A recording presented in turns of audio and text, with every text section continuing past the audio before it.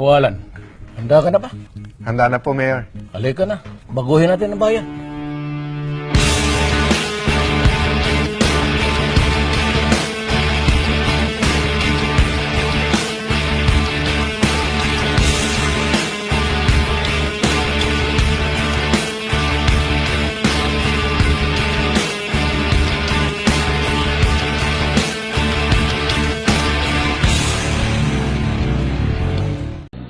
Ang oportunidad na maglingkod sa pamahalaan, ang oportunidad na makasama kayo sa isang kampanya para baguhin ang Pilipinas ay isang blessing galing sa Panginoon. Kahit ilan ulit po ako magpasalamat sa inyo, kahit 1,000,000 ko pong beses sabihin ay salamat, kulang pa rin po ito. Yung oras nyo, sakripisyo nyo, paggawa ng sariling t-shirts, posters, yung paghihintay po nyo sa mga rally, yung pagsama nyo po sa motorcade, kayo po na mga na-traffic ng 2, 3, 4 na oras. Pero imbis po na sinigawan nyo kami o nagalit po kayo, sinalubong nyo po kami ng ngiti, yung inyong kamay po, nag-wave po kayo sa amin, sumenyas po kayo ng pagbabago. Yung po, kahit ilang beses kami magpasalamat, hindi sapat. Pero payagan nyo po ako na kahit isang beses sasabihin sa inyo, maraming salamat. Taos puso po ang pasalamat at utang na loob namin ni Mayor Duterte sa mga sakripisyong ginawa po. Excited ako na our next president is here in my city, Taguig City. God willing, inshallah. Hindi ako sanay mambulan ng tao. He's one of the cleanest public officials na very decent. His videos, wala na kayong bahala. Doon sa mga loyalista, huwag ninyo iboto si Alan, huwag ninyo ako iboto. Respect and love to you. Thank you very much. And we are looking forward Pwede ba natin bantayan ang ating mga anak na minor na wag silang gumala-gala sa gabi? At kung meron pong diskriminasyon sa mga kapatid natin Muslim, pwede ba natin tanggalin yon? Kung may diskriminasyon tayo sa mga LGBT, pwede ba natin tanggalin yon? Kung meron tayong pagiging matapobre at mababang tingin sa mahihirap, pwede bang tayo na magtanggal nun at wag na nating hintayin ng ating Pangulo ang magsabi sa ating magbago tayo? Kung pwede po, hindi pa nag-uumpisa ang panunungkulan ng ating Pangulo, we are already victorious. Mga kasama, hindi po namin kayang banggitin lahat ang mga tumulong. Kayong nasa harap namin, kayong nasa likod namin, kahit yung mga nire-represent nyo. Pero kung papayagan nyo, I just want to recognize one person. Kasi kung hindi dahil sa kanya, kung hindi siya nag-file ng candidacy niya nung araw na yon, hindi siya mapapalitan ni Rodrigo Rudy Duterte. Mr. Martin Dino, nasaan ka? Presidential Advisor on Substitution. Martin, maraming salamat sa iyo. At sa lahat po sa inyo, hindi man kayo nabanggit, wag na natin pag-usapan kung sino pinakamalaki ang tinulong kay Mayor nung eleksyon. Ang pag-usapan natin, sa susunod na 6 na taon, gaano kalaki ang kaya niyong isakripisyo? Gaano kalaking tulong ang kaya niyong ibigay? Huwag niyo nang sabihin sa mga taga-Binay, nasaan kayo nun? Huwag niyo nang sabihin sa mga taga-Rojas, nasaan kayo nun? Huwag niyo na sabihin sa mga taga-Po, nasaan kayo nun? Ang sabihin niyo, magsama-sama na po tayo ngayon at magsakripisyo tayo. God bless you. God bless the Philippines. God bless our new President. Privilege ko na makilala si Alan by working for his father, no, si Assemblyman Rene Cayetano. Naging kaibigan ko siya dahil dun sa kaibigan ko.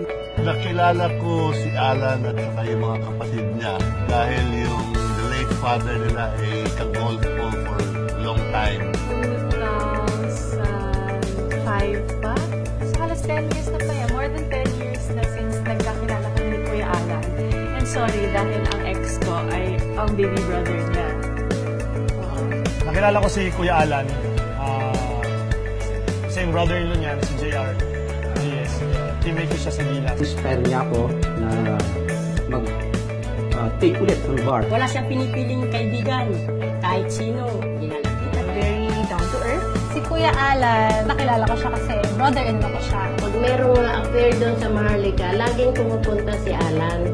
Kaya Alan ang tawag ko kasi parang anak namin sila. Wala isang may gina-istorya nga iban kundi ang pagbulig sa tao. Makikita mo yung fire niya, yung iba, ang impression niya, parang arrogante ang dating, no? Is the exact opposite, no? Sa mga probinsya, like Davao, or kakain sila sa restaurant ni Ate Lani sa labas, parang ime-message lang kami, oy, may gusto ba kayo? May time na may patong nga dito. Sabi niya, tatay, pwede ba akong makibasa dyan? Sabi ko, natural naman. Kahit kanino pwede yan, yun, nakibasa nga siya dyan. Minsan may rally na papunta yata ng embassy. Pero parang nakalimutan yata niya na Amerikana ang nanay. Nakilala ko siya. Nakita ko yung lighter side ni Kuya Alan. Hindi po pwede magkaroon ng kumpulan na kwento ko na hindi nag-joke yan, di ba? Lagi siyang punchline lagi. Minsan have, minsan wale. Ano talaga yan eh, mahilig sa basketball. Ayun, yun lang talaga ang hilig niya. Hindi, ang ginagawa niya, nag-lay up. Sa free throw. Sa free throw. But I think yung basketball niya, walang hilig sa kanya. So, Pero kompleto gear yun. May headband. Tapos may wristband, naka-goggles, tapos Si Kuya Alan, si Labanos man. Being a toy collector, kasi akala ko ang dami ko ng collection ng mga laruan. Grabe. Nung iniikot na kami dun sa mga collections niya, parang bata. Yun yung maganda sa kanya dahil very approachable. Nakikita niya kasi wala. Pinag-aaralan niya yan. Kung pinakailangan paglaban, kahit sino pa yan, kahit napakataas pa ng posisyon yan, paglalaban niya. Marami na rin siyang napaglaban issue tungkol sa amin, lalo na yung discrimination. lagi niyang inuunang bayan. Kasi sa sarili. Marami akong nakikita sa buhay niya, sa paninindigan niya, na makikita mo simulat sa pool nung bata pa siya. Hihilig sa dasalit. Nagdadasal siya bago gumawa ng, bago mag-uusap, bago kumain, bago maglaro. Dasal. Kapag meron siyang nakikitang mali, ipo-point out talaga niya. Si Alan Cayetano ang VP ko. Si Cayetano ang VP ko. Si Kuya Alan Cayetano, ang Vice President ko. Si Alan Peter, ang Vice President ko. Si Alan Cayetano, ang VP ko. Si Sir Alan ang Vice President ko. Si Alan ang Vice President ko. Si Cayetano, ang VP ko. We are the Youth Friends of Rudy Duterte, Tacloban City. At kami ay para sa tunay na pagbabago. Si Mio kasi, siya yung unang pumunta kagad dito sa Tacloban. Ayun, patuloy siya dito sa amin. Ang sabi sa aking naintindihan, sa Bible, kung magkatiwala ka sa maliit, magpagkatiwala ka sa malaki. Kasi sa Davao, maganda kang pamamalakad. So, sa Lumbasa, sa ating kwalifikado siya. Mayor, kanang daghan kayong salamat sa imong pagtabang.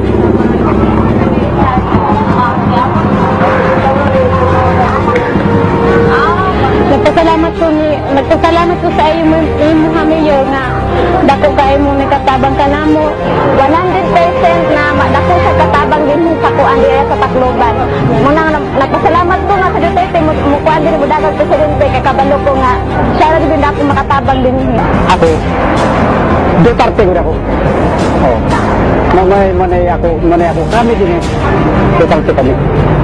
Sir, Mayor, mga presidente po, malaking Diyos, pasalamat ako ng rumundaw, dapit ka sa amin din.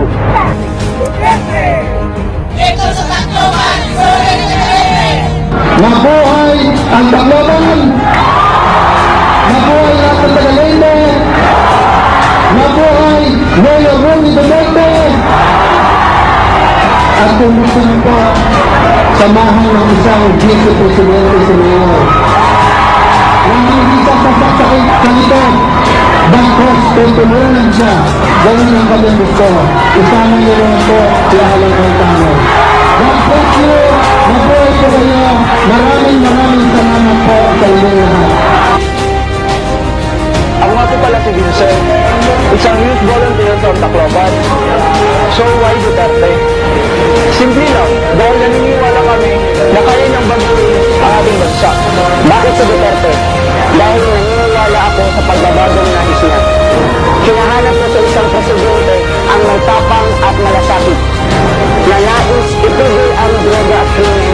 isa sa ipinasisira ng isang kabataan Pilipino.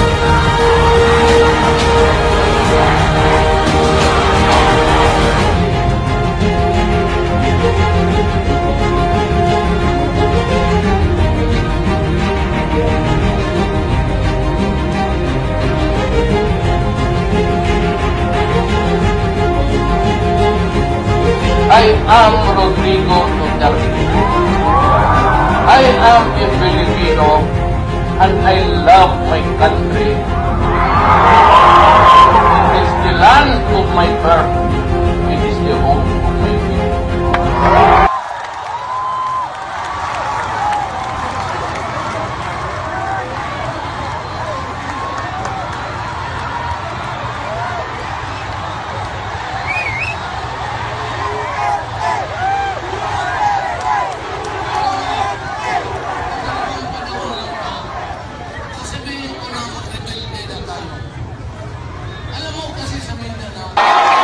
In the same manner na dito, okay na, I really believe in you. Because you were able from the ashes, the rising phoenix again. From the rubble, you stood firm, emotionally, with equanimity, and you rebuilt your freedom. Nandito ako dito. Yung lahat ng ambulansya nakita ninyo na puti, akin mo. It is the land of my birth. It is the home of my people. Yun ako. Ngayon, ang Mindanao, dumating itong gagong Magellan na to. Nagparking dito sa Leyte, somewhere there, on the island of Limasawa. Naghahanap siguro ng babae ang ulol. Kasi nga naman yan, nagbiyahe siya ng Pacific Ocean katagal-tagal. At sinabi ko ay dato ditong